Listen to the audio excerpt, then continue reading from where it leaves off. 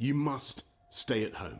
If you don't follow the rules, the police will have the powers to enforce them. The Prime Minister has announced the most drastic limits to our lives that the UK has ever seen in living memory. Stay at home and stay at least 2 meters away from people. We have got to put in place the public health surveillance, the isolation, the quarantine, the case finding, the detection.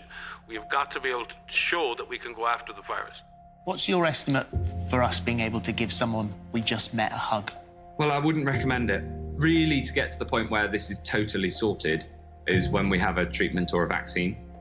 The ultimate solution is a highly effective, safe vaccine, but there will be a trade-off. We'll have less safety testing than we typically would have. And so governments will have to decide, do they indemnify the companies and really say, let's go out with this?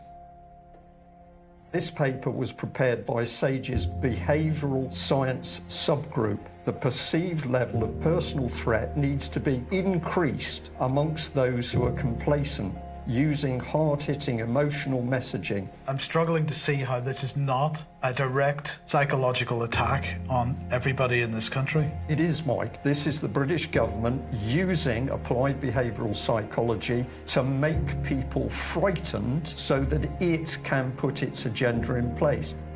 For many years, totalitarian and authoritarian states have used the power of fear to engineer compliance in populations. You won't be able to travel on air travel unless there are mandatory vaccines. So what we see everywhere is, yet again, the problem is being created. Now they're offering the solution, but what they're doing in the interim is they wish to take away all of our civil liberties as human beings. They're running it. The Gateses are running the whole vaccine operation. They're running the World Health Organization. This will be the new normal until a vaccine is developed. We are at a pivotal point in the history of the human race, literally. Because there will be no human race as we know it if we don't get our arses in gear now, worldwide. To snitch or not to snitch, we're setting neighbours against one another in order to control people is deeply sinister. Most of the transmission that's actually happening in many countries now is happening in the household, at family level. Now we need to go and look in families to find those people who may be sick and remove them and isolate them in a safe and dignified manner. DCF's Division of Child Protection and Permanency may be called to take custody of your children. So should we do something now? Or are we going to roll over and let them take our kids? We're going to let them go door to door, declaring medical martial law on the parents, and then taking the kids. I am now directing medical officers of health that all confirmed cases are to be managed in a quarantine facility.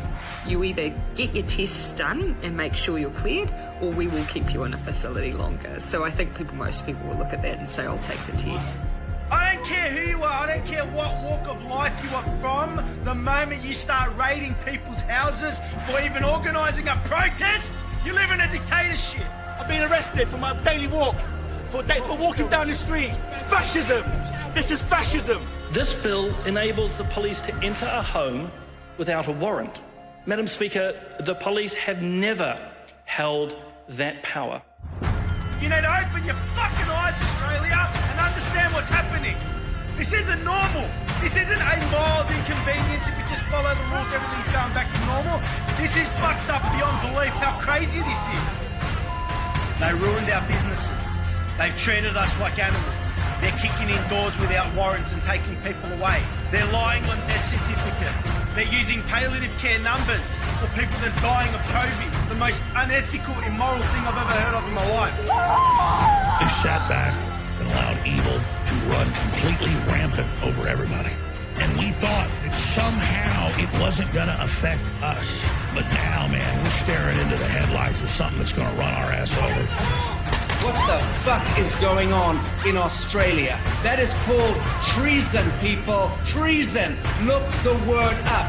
This is the time, friends. This is the time. These masks have absolutely nothing to do with health, but everything to do with the complying with a false flag, tyrannical agenda.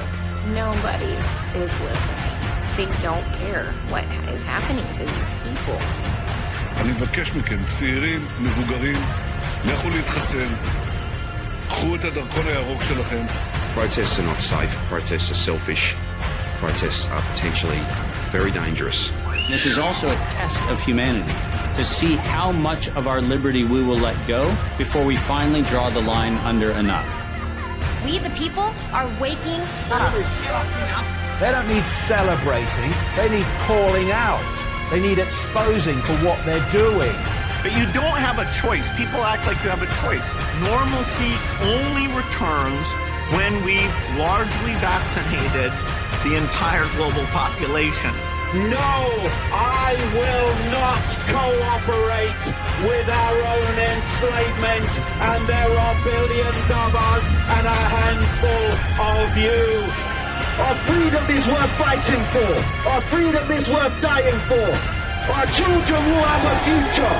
Our freedom will be upheld. We are the people. We are the power. We are the 99%.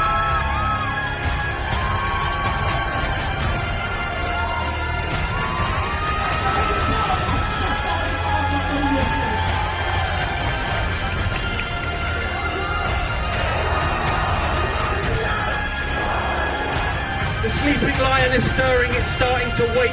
And when that lion roars, checkmate. Love you.